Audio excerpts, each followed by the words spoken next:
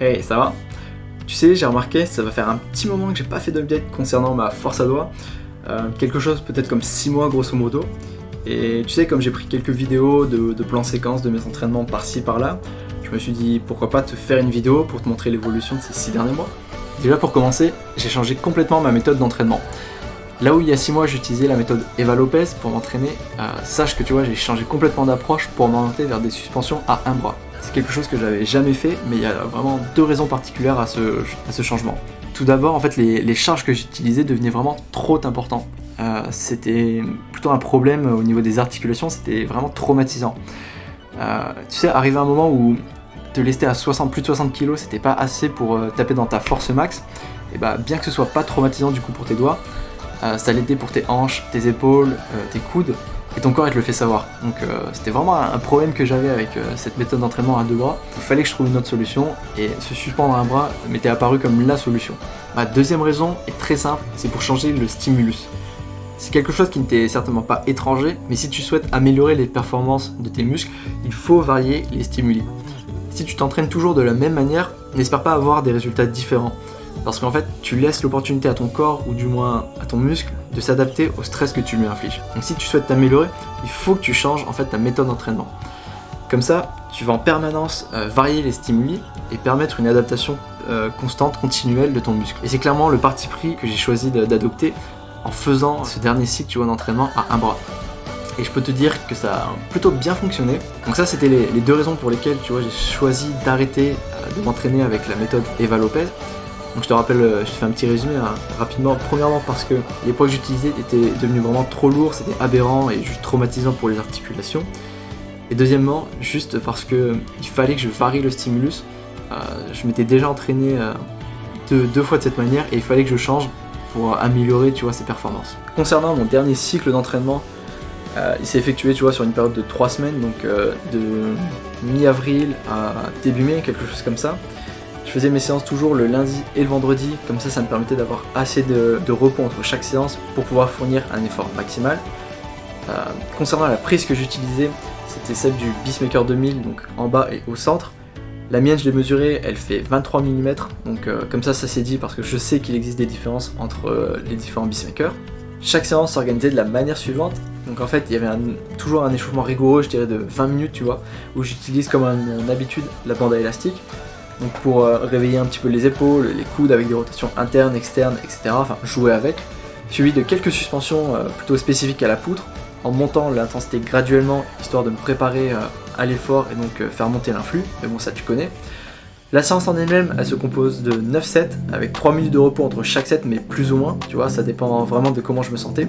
Si tu as besoin de plus de 3 minutes de repos, n'hésite pas, c'est pas grave, c'est un effort maximal, donc il faut que tu sois prêt à muler, tu vois. Ce que j'appelle un set pour moi, en fait, c'est en réalité 2 suspensions. Donc pour commencer, une suspension de main droite où tu fais ton effort max, suivi de 30 secondes de repos, pour ensuite enchaîner une autre suspension, mais cette fois-ci, main gauche. Donc ça fait un set pour moi. Ensuite, tu répètes le processus 9 fois et tu as fini ta séance. Ce qui te fait en fait une séance très très courte d'à peine 1 heure, qui peut paraître très petite pour certains, mais sache que si tu travailles à la bonne intensité, 1 heure tu vois, de suspension à force max, c'est largement assez mais pour te vider les avant-bras et ne plus avoir d'influx pour grimper correctement si tu venais à grimper dans la foulée. En tout cas, si c'est pas le cas, c'est qu'il y a un problème, il faut que tu augmentes la charge. Ok, maintenant on va pouvoir parler de ce qui t'intéresse, les gains. Alors, quels sont-ils ? Tout d'abord, lors de ma première séance, je me suis testé pour connaître mon point de départ, savoir d'où je démarrais. Et comme tu peux le voir, pour mes premières suspensions, j'étais juste au poids de corps parce que c'était déjà hyper dur pour moi. Premièrement, parce que travailler à un bras, c'est alors pas du tout la même chose que travailler à 2 bras. Bah ouais, déjà tu vois l'effort en soi il est hyper intense, il est vraiment très difficile. Mais en plus de ça, tu dois t'empêcher de tourner donc, les rotations que tu as à un bras.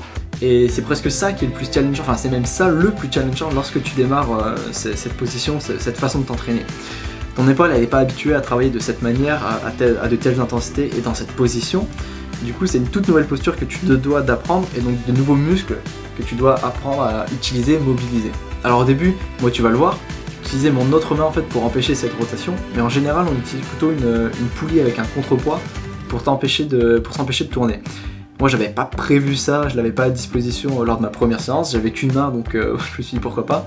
Et au final c'était pas plus mal parce que tu vois, j'ai pas eu à m'embêter avec les histoires de frottement que tu as entre la corde et la poulie qui faussent un petit peu le résultat. Pour le deuxième point, je suis sûr que tu as remarqué aussi, c'est que je faisais pas mes suspensions en étant totalement bras tendu, mais plutôt avec une épaule engagée et le bras légèrement plié, entre je dirais 90 et 120 degrés.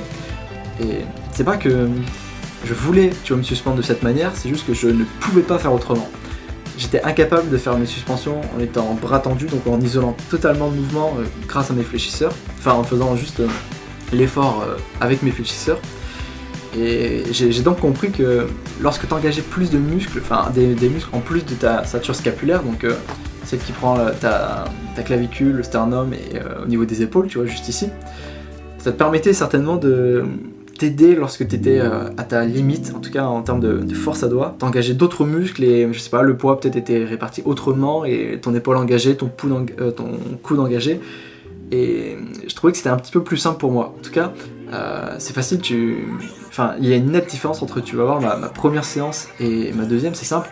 Dans ma première séance, je donne littéralement ma vie juste pour me suspendre à un bras au poids de corps. Donc je suis dans cette position un peu bizarre, bras carrés, tout gainé, tu vois, les genoux, etc. Et dans ma dernière séance, alors que j'étais encore à l'échauffement parce que j'avais progressé, je faisais cette même suspension à un bras au poids de corps, mais en étant presque détendu, bras, mais vraiment tendu. Et donc ça montre une chose, c'est soit j'étais plus fort au niveau des muscles stabilisateurs, donc j'avais plus besoin de les engager, soit j'avais gagné une force absolue au niveau des fléchisseurs qui me permettait de compenser cette force, cette posture, je sais pas exactement, mais la compensation que j'utilisais avec mon épaule. Mais par contre, ce qui est marrant, c'est qu'on retrouve cette position un petit peu, tu vois, de bras carré à la limite de l'angle droit, lorsque j'ai atteint ma nouvelle limite, à la fin de ma dernière séance, donc lorsque j'ai refait un test. Je t'en dis pas plus, tu verras tu verras les chiffres plus tard, mais en tout cas on retrouve cette position lorsque j'étais à ma limite. Enfin, pour pouvoir constater mon évolution, il faut parler chiffres, il nous faut des références. Donc ici je travaillais lors de ma première séance au poids de corps, donc on peut dire, tu vois, que ma force max sur 23 mm, elle était en termes de force pure à 79 kg, ce qui correspondait à 100% de mon poids de corps. Et ouais, je sais, le confinement ça n'a pas eu que du bon pour moi, en tout cas j'ai pris un peu de poids, mais bon ça va, je l'ai régulé. Donc puis en fait, tu sais, au fil des séances, j'ai changé un petit peu mon mindset, mon état d'esprit, et je suis revenu sur ma première ligne de conduite qui était de valider une suspension lorsqu'elle était comprise entre 7 secondes et 10 secondes. Donc je me suis plutôt dirigé vers des suspensions vraiment max à la limite, donc je validais plutôt mes suspensions lorsqu'elles faisaient 5 secondes, et avec ça en tête, je suis passé de ma 5e à 6e séance, donc là où j'ai fait mon switch, je suis monté plutôt à plus 5 kg de lest, donc ce qui est vachement énorme, je trouve, avec une haltère, tu vois. Ce qui correspondait, tu vois, à 83 kg donc lesté sur la balance, et 78 kg habillé, donc 83 moins 78, ça fait 5 kg, donc on est bon. Ce qui, comme résultat, on va pas se le cacher, est quand même vachement intéressant. Enfin, en tout cas, moi j'étais vraiment super heureux de voir ça. Mais là où ça devient vraiment fou, c'est plutôt dans les dernières séances où là les chiffres ils sont montés, mais à des trucs que j'imaginais même pas, et t'es juste trop psyched pour aller grimper en extérieur et puis voir les résultats, parce que c'est bien beau, tu vois, tout ça, mais il faut aller sur le rocher pour tester. D'ailleurs, on va la regarder ensemble. Cette séance elle est très simple, elle consistait à faire des suspensions toutes les 3 minutes en incrémentant régulièrement le poids de sorte à atteindre le maximum. Je validais, comme je te l'ai dit, mes suspensions seulement si j'étais capable de les maintenir pendant 5 secondes. Et écoute, c'est à peu près tout ce que je devais dire, on va pas perdre plus de temps, on va directement commencer avec les suspensions au poids de corps qui me donnaient tellement de mal au début du cycle, t'imagines, mais même pas. Allez, c'est parti.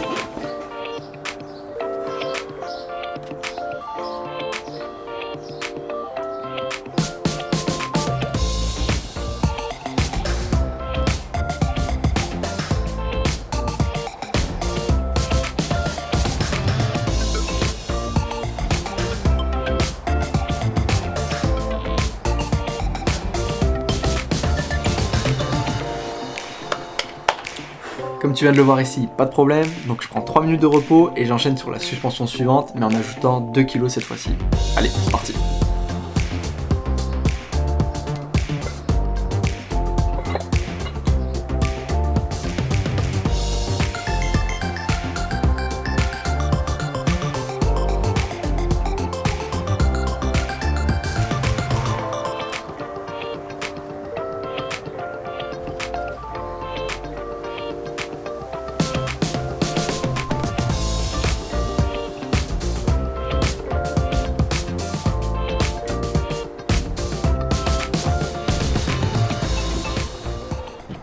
Ok, pour l'instant toujours pas de problème, donc on peut continuer avec la suspension suivante de 4 kg.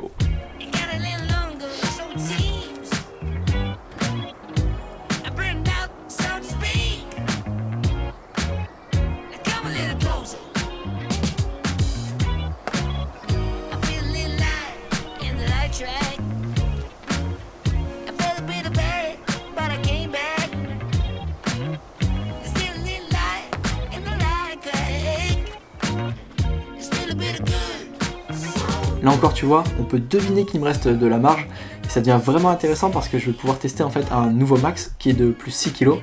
En fait si tu veux, pendant ma 7ème séance, j'avais déjà voulu essayer ce plus 6 kg mais à cause d'un petit accident je me suis charcuté le doigt pendant la construction du mur de quarantaine et je pouvais pas forcer au-delà d'un certain seuil de douleur et je devais juste écouter mon corps, donc rester en dessous de ces plus 6 kg et même pas essayer. Donc là c'est intéressant parce que je vais pouvoir voir si j'y arrive, si je suis capable de dépasser ça et donc de faire un nouveau record, un nouveau petit record personnel. Allez on regarde ça. Ok, plus 6 kg, donc on va voir ce que ça dit. Normalement pas trop de soucis main droite, un peu plus main gauche, mais ça devrait pas poser de problème.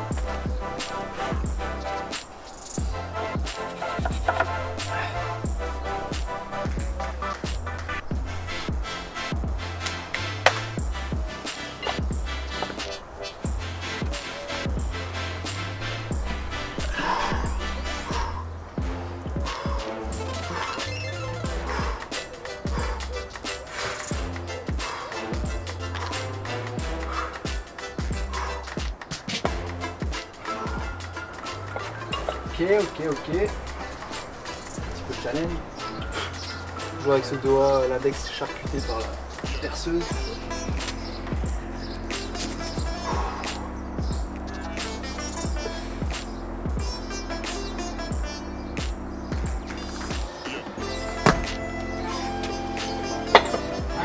Ouais. Yes. C'était un petit peu plus dur en main gauche, mais bon, on s'y attend avec le problème des doigts. Et de toute façon en général je suis moins bon, mais ça passe donc c'est cool. On part sur plus 8 kg pour le prochain set et là ça va commencer vraiment à devenir difficile.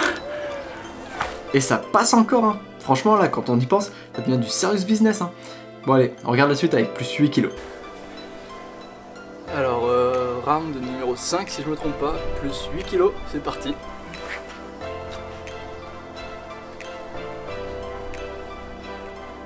Pesé à 85 kg.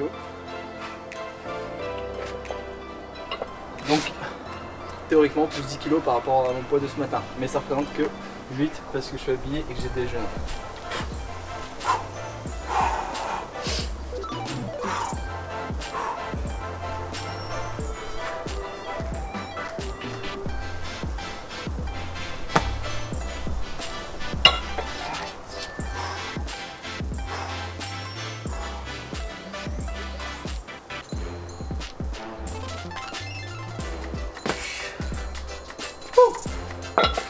Nearly 5 avec la main gauche. Pourquoi je parle anglais, c'est sur l'autre caméra. Mais c'est cool, yes. Donc on passe au plus 10 kg, le fameux plus 10 kg. Aïe. La main droite ça va le faire certainement, la main gauche, je sais pas, mais en tout cas je vais donner le max. Bon, là je pense que tu le vois à ma tête sur la vidéo. Je suis vraiment excité à l'idée de tester le plus 10 kg lesté. Allez, on regarde ça. Ok, c'est parti pour le plus 10 kg. Donc là je vais essayer de tenir le plus longtemps possible. Si je peux faire au-dessus de 7 secondes c'est pas mal, mais ça voudrait dire que je devrais faire encore un nouveau set. Et c'est pas le but parce que je pense qu'au niveau influx là ça commence à descendre tout simplement. Bon on verra. Si je fais 7 secondes c'est vraiment solide.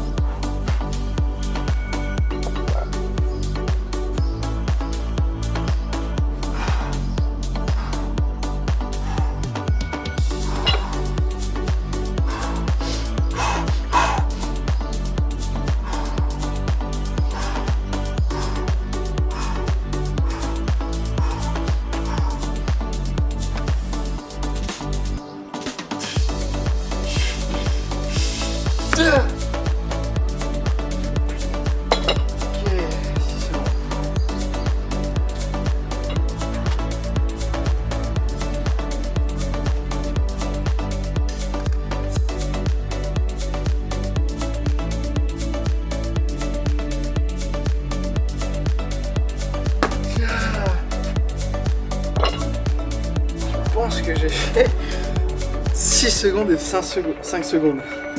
Ce qui est plutôt pas mal, putain. C'est fou là, le plus 10 secondes. C'est incroyable, je trouve. Donc comme je viens de le dire, je trouve ça juste incroyable à quel point ton corps est capable de s'adapter au stimulus que tu lui fournis. C'est juste dingue. Concernant les chiffres, je te fais un petit bilan résumé de ce cycle de 3 semaines. Lors de ma première séance, en fait, je pesais 79 kg habillé et j'étais capable de me suspendre à mon poids de corps sur la règle de 23 mm. Donc ça nous fait un rapport poids-puissance de 100% sur cette règle de 23 mm. Lors de ma dernière séance, c'est-à-dire à la fin de mon cycle, je pesais alors plus que 76 kg habillé et j'étais capable de monter lors de mes meilleures suspensions à plus 10 kg. Donc avec un poids qui était à un poids total de 87 kg si je ne me trompe pas.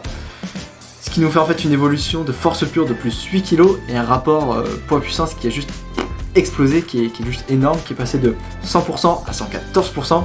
Je sais pas si tu te rends compte à quel point le gain est énorme, enfin moi j'en reviens pas en tout cas. Là maintenant ce que je peux te dire c'est juste que j'espère qu'on va pouvoir aller grimper en extérieur. Avec la situation actuelle c'est pas évident mais bon, je te le dis entre nous, les chiffres tu vois c'est bien beau d'avoir des références etc. Mais bon, les croix c'est quand même mieux en falaise, tu vois, le fait de faire des voies c'est quand même ça qui nous réunit, qui nous parle. Donc j'espère qu'on va pouvoir aller tester ça rapidement. Écoute, c'est tout pour cette vidéo update de Force à Doigt. J'espère qu'elle t'aura plu et je te dis à la prochaine. Ciao.